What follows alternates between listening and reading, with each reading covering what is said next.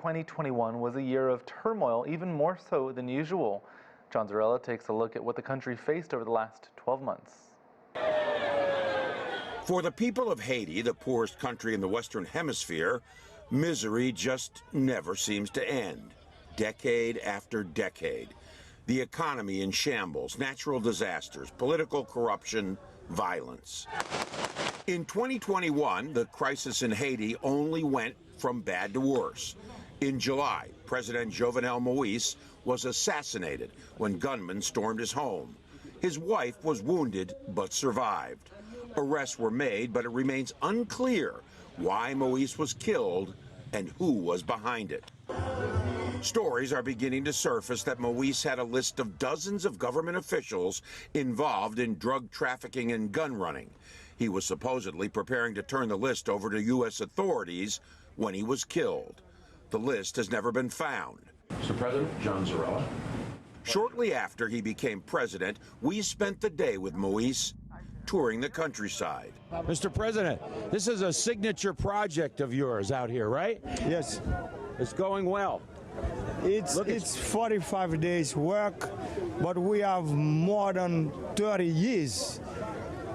Here, the digging of the canals was never done, but we are working. In 25 days, we will finish all the job.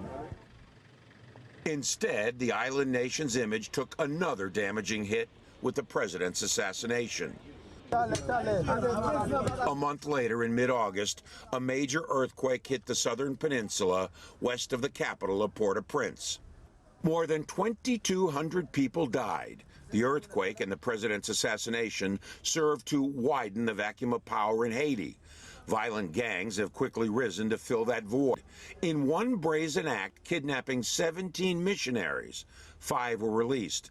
The other 12, after months in captivity, recently escaped to freedom. This man, Jimmy Cherizier, is the top gang leader. Barbecue, as he is known, is head of G9, a loosely unified group of 9 gangs. He pins the blame for the kidnappings on the government. With the death of President Jovenel Moïse, the kidnappings have increased because we can say the government is not taking its responsibilities. There is a crisis of authority in the country.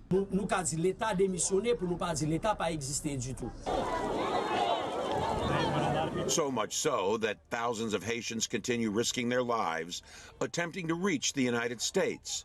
In September, pictures of U.S. Border Patrol agents on horseback aggressively rounding up some of the refugees made world headlines. Sadly, stories of misery are the only headlines Haiti seems to ever make.